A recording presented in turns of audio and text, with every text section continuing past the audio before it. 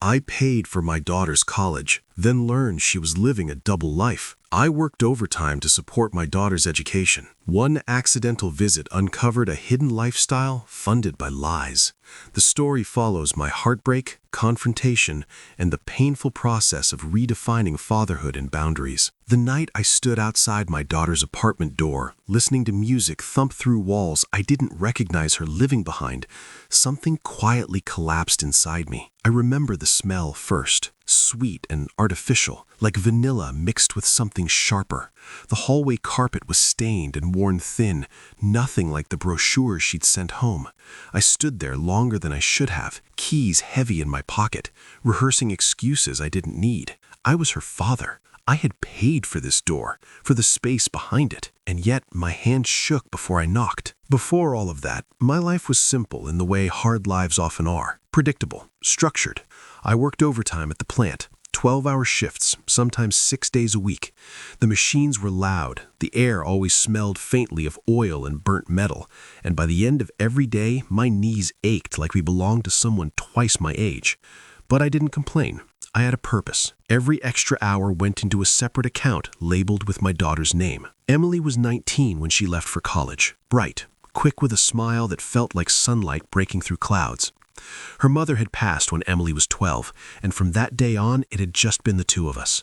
We learned each other's rhythms, how she liked her eggs runny, how I needed my coffee strong enough to hurt. We became a team without ever saying the word. College was the promise I clung to, the idea that all the missed dinners, the tired eyes, the weekends lost to shifts would turn into something better for her. She called every Sunday, always sounded busy but happy, talked about classes, professors, the library that stayed open all night. She laughed when I reminded her to eat vegetables.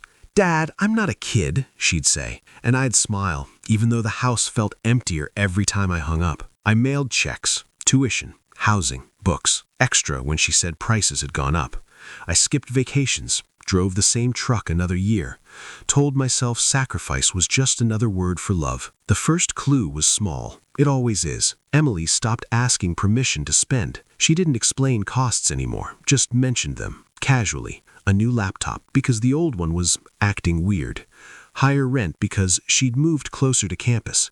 When I asked which street, she changed the subject, her voice light but just a fraction too quick. Then there were the photos, posted late at night, dimly lit rooms, glasses raised, faces I didn't recognize. She always looked beautiful, but there was something harder around her eyes, older. I told myself it was confidence, independence, growth. That was the point, wasn't it? I ignored the unease the way tired men do, by pushing it down, by working another shift, by trusting the story I wanted to believe. The visit was supposed to be a surprise. I'd finished a run of overtime and decided to drive out, take her to lunch, see her campus, shake her hand like she was an adult now. I texted her when I was already halfway there. No reply. I told myself she was in class. Her address led me not to a campus building, but to a converted warehouse on the edge of downtown, the kind of place with steel doors and tinted windows. I sat in the truck for a full minute, engine ticking as it cooled, telling myself there was a reasonable explanation. That's when I heard the music, deep bass, laughter, a man's voice, low and familiar in a way that made my stomach tighten. I climbed the stairs slowly. Each step felt heavier than the last. I checked the number twice, then I knocked. There was a pause, footsteps. The door opened just enough for me to see Emily's face, made up, eyes wide with something that wasn't joy. "Dad," she whispered, like the word itself was dangerous. Behind her, I saw more than I ever wanted to. And in that moment, standing between who I thought my daughter was and who she had become, I realized love doesn't always protect you from the truth. Sometimes it leads you straight into it. For a few seconds, we just stared at each other. Emily's hand stayed on the door, knuckles pale, as if letting go would make everything spill out. The music inside kept playing, some slow, pulsing beat that didn't belong in a student apartment. It felt wrong, like I'd walked into the middle of someone else's life. "Why didn't you tell me you were coming?" she asked. Her voice was calm, but her eyes kept flicking behind her, measuring distance, escape. "I texted," I said. My own voice sounded distant, like it belonged to a man standing somewhere behind me. "Thought I'd take you to lunch." She hesitated, then opened the door wider. The smell hit me again. Sweet perfume, alcohol, something synthetic that clung to the air. The apartment was dim, curtains drawn tight even though it was early afternoon. There was a kitchen island made of black stone, bar stools with gold legs, a couch that looked like it had never seen a discount store. None of it matched the budget spreadsheets I'd kept folded in my desk drawer. A man stood up from the couch when he saw me. Mid-30s maybe, clean cut, expensive watch catching the light. He smiled like he belonged there. "Hey," he said, extending a hand. "I'm Marcus." I didn't take it right away. My eyes moved around the room instead. The empty glasses, a designer handbag resting on a chair, a coat draped over the counter that probably cost more than my monthly mortgage. "I'm her father," I finally said, shaking his hand out of habit more than politeness. Emily hovered near the kitchen, arms crossed, shoulders tight. "Dad, this is just, he's a friend." Marcus laughed softly, like we were all in on some joke. "More than a friend," he said, not unkindly, "but we can talk later." Something in the way he said later told me he thought he had time, control. I looked back at Emily. She wouldn't meet my eyes. We sat at the island. The music was turned off. The silence rang louder than the bass ever had. I noticed things I'd missed at first. The framed art on the walls, abstract and bold, nothing like the posters she'd once taped up in her childhood room. Her phone buzzed on the counter, screen lighting up with notifications I couldn't read from where I sat. "How much is the rent here?" I asked, quietly. Emily opened her mouth, closed it, then tried again. "Dad, It's fine," he said. "I take care of most of it." My stomach dropped. "You take care of it?" "Yes," he said. "Emily's busy. School, work. I help." Work. That word echoed. "What work?" I asked her. She finally looked at me then. Her eyes were wet, angry, pleading all at once. "I host," she said. "Events, dinners, networking things." Marcus leaned back, relaxed. "Very good at it." I waited for her to say more, to explain, to laugh and tell me I was misunderstanding. Instead, she stayed silent. "How long?" I asked. "A year," she whispered. "A year? A full year of phone calls, of checks, of lies wrapped in normal conversation?" I felt something cold spread through my chest. Not anger yet, something heavier, grief. "So, the tuition, the rent increases, the extra expenses?" She wiped at her eyes. "Some of it," she said. "I didn't want to ask you for everything." I stood up slowly. My legs felt unsteady, like I'd just stepped off a long shift and the ground hadn't caught up yet. "You didn't want to ask?" I repeated. "So you let me keep paying?" "With all due respect, sir, Emily is an adult. She made choices." I looked at him then, really looked. The watch, the confidence, the way he spoke like he was used to rooms bending around him. "You're funding my daughter's lifestyle, and you're letting me believe I still am." Emily started crying then, quietly. Her shoulders shook, but she didn't make a sound. "I'm not ashamed," she said through tears. I didn't know how to stop." I nodded, not because I understood, but because I didn't trust myself to speak. I walked to the door, my hand resting on the handle for a moment longer than necessary. "Dad," she said, "please don't leave like this." I turned back to her, the little girl who once waited up for me on the couch, refusing to sleep until she heard my keys. "I need air, and you need to decide who you're telling the truth to." Outside, the city noise rushed back in. Cars, voices, life going on like nothing had just shattered. I sat in my truck for a long time, staring at the building, wondering how much of what I loved had been real and how much had been borrowed. I didn't drive home right away. I sat there until the sun shifted and the shadows along the warehouse stretched thin and tired. My hands stayed on the steering wheel even though the engine was off, like I was bracing for impact long after the crash had already happened. I kept seeing Emily's face, how young she still looked when she cried, how hard she tried not to let me see it. On the drive back, the radio played low, some old song her mother used to hum while cooking. I turned it off. Silence felt more honest. I slept in my own bed that night, but sleep didn't stay. I woke up at 3 in the morning with my heart pounding, the way it used to after long shifts when I thought I'd forgotten to lock up. I went to the kitchen, poured a glass of water, and stared at the ledger I'd kept for years. Dates,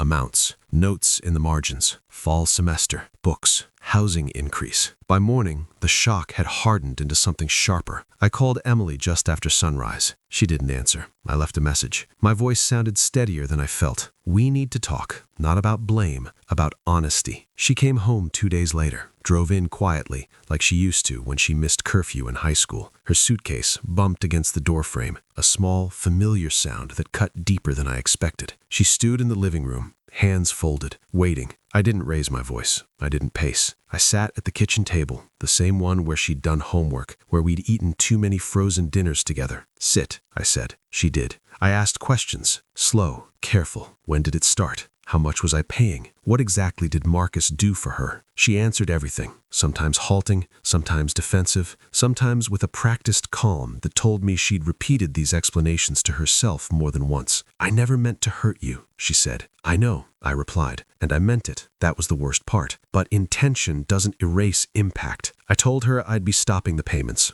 all of them. Tuition, rent, extras. Her face went pale. You can't just...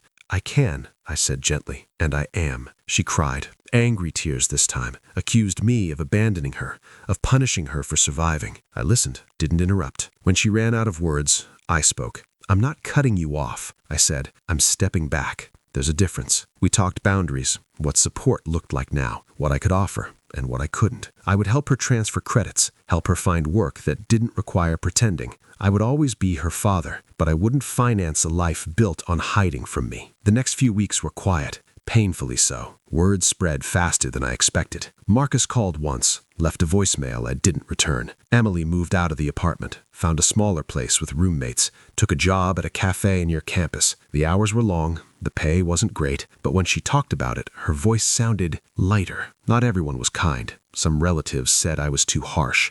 Others said I should have seen it coming. I let the comments pass. I was done explaining myself to people who hadn't stood where I stood. The hardest part was letting go of the version of fatherhood I'd built my identity around. The provider, the fixer, the one who could absorb any cost as long as she was safe. I had to accept that love sometimes meant allowing discomfort, allowing consequences. One evening, months later, Emily came over for dinner. She helped cook, burned the garlic like she always had. We laughed about it. It felt fragile, real. I'm scared all the time, she admitted, rinsing a pan. But it feels like my fear now, not borrowed. I nodded. That's called growing up. We ate in comfortable silence. The clock ticked. The house felt full again, not with certainty, but with honesty. I don't know what her future holds. I don't know if I did everything right. I only know that trust, once broken, isn't rebuilt by pretending it never shattered. It's rebuilt slowly, with truth, with limits, with love that doesn't come with a receipt. And sometimes, the bravest thing a parent can do is step out of the role they thought they needed to play and let their child step into who they really are. The fallout didn't arrive all at once. It moved through our lives quietly, like water finding cracks. I noticed it first in the way conversations changed. Family dinners became careful affairs. My sister asked how Emily was doing in that tone people use when they already know the answer. An uncle pulled me aside at a birthday party and said, "You know kids these days," like that explained anything. I nodded because correcting him felt pointless. Emily kept her distance for a while, not out of anger, more out of pride. She wanted to prove she could do it on her own. I respected that. We spoke once a week, short calls, practical updates. Her grades dipped at first, then steadied. She sounded tired, determined, alive in a way I hadn't heard before. The real public consequence came in an unexpected way. Marcus showed up at my work. It was near the end of a shift. The machines were winding down, the air thick with heat and metal. I was washing my hands when I saw him standing near the lockers, his jacket too clean for the place, his shoes untouched by grime. He looked smaller there, less polished. "We need to talk," he said. I considered walking past him, letting security handle it. Instead, I nodded toward the break room. He didn't waste time. "Emily's struggling," he said. "She's throwing away opportunities." I said, "She's earning her own." He scoffed. "She had access, support. I gave her that." I said, "You gave her dependency." I said quietly, "There's a difference." He leaned forward, frustration slipping through the cracks. "You think this is noble, teaching her a lesson? She was safe with me." I thought of the apartment, the music, the door half closed. "Safe isn't the same as free," I said. The conversation ended without resolution. He left angry. I went back to work, my hands shaking more than I wanted to admit. But something else was there too, certainty. For the first time since that day outside her apartment door, I wasn't second-guessing myself. Weeks later, Emily called. Her voice was unsteady. Marcus had contacted her again, promised support, comfort, a way out of the grind. She told him no. "I wanted you to know first," she said. I closed my eyes, the relief washing over me slowly. "Thank you for telling me." That choice rippled outward. Marcus didn't disappear quietly. He'd funded other students, other hosts. Word spread. A complaint reached his company, then another. By the time his name came up in a local news article, nothing dramatic, just an investigation into misuse of company funds, Emily was already moving forward. She read the article in my kitchen, sat at the table, hands wrapped around a mug, eyes fixed on the screen. "I didn't know," she whispered. "I know," I said. She cried then. Not for him, for the version of herself that thought security came from someone else's wallet. I let her cry. Some lessons can't be softened. The town talked. They always do. Some saw him as a predator. Others saw him as a benefactor who crossed the line. I saw him as a man who filled the space I'd unknowingly left and paid for it when the light reached him. Emily finished the semester, then another, slower path, harder, but honest. She learned to budget, to say no, to sit with uncertainty instead of buying her way out of it. One night, she asked me if I regretted stopping the payments. I thought about it, about the overtime, the checks, the man I used to be, measuring love in dollars and exhaustion. "No," I said. "I regret not asking harder questions sooner." She nodded. "Me too." That felt like peace. Not perfect, not complete, but earned. Fatherhood, I learned, isn't about shielding your child from every storm. It's about teaching them how to stand when the shelter disappears. The house sounds different now. It's not emptier, just quieter, in a way that feels earned. The clock in the hallway still ticks too loud at night. The floorboard by the kitchen still creaks when you step on it wrong. But the silence no longer feels like waiting. It feels like settling. Emily graduates this spring. Not with honors, not early, just honestly. She invited me to the ceremony last week, standing in the doorway with that same nervous half-smile she used to wear before school plays. She handed me the invitation like it mattered more than anything. "I know it took longer," she said. "It took what it took," I replied. We didn't talk about the past much anymore. Not because it was forbidden, but because it had finally found its place. We'd rebuilt something quieter than before, less dependent, more equal. She asks for advice now, not money, and when I give it, she actually listens. I still work overtime sometimes. Old habits die slowly, but I keep more of it now. I rest, I read, I let myself imagine a future that isn't built entirely around sacrifice. One evening, Emily cooked dinner for me in her new apartment. It was small, secondhand furniture, a window that faced an alley, but it smelled like garlic and burnt toast and effort. She laughed when the smoke alarm went off. I laughed too. "I used to think love was someone rescuing me," she said, turning down the heat. "Now I think it's someone trusting me enough to struggle." I didn't answer right away. I just watched her, the way she moved with purpose, the way her shoulders no longer curled inward. After dinner, I stood at her door, putting on my jacket. She hugged me, tight, real, no guilt in it, no transaction. "Thank you," she said. "For what?" "For letting me fall without letting me disappear." Driving home, I thought about all the parents who measure success in tuition receipts and perfect trajectories, about how easy it is to confuse control with care, about how love, when mixed with fear, can quietly turn into something else. If I could speak to the man I was before that day outside her apartment door, I wouldn't ward him. I'd just tell him this: "You're not losing your daughter, you're meeting her." Because that's what happened. I lost a version of her that was built on my exhaustion and gained a woman who stands on her own feet. The truth hurt, the boundaries hurt, but the honesty healed. And if you're listening to this, maybe standing at the edge of a truth you don't want to face, ask yourself something simple. Are you helping the person you love grow, or just helping them hide? If this story resonated with you, share it with someone who might need it. And if you've faced a moment where love meant letting go, I'd like to hear about it in the comments.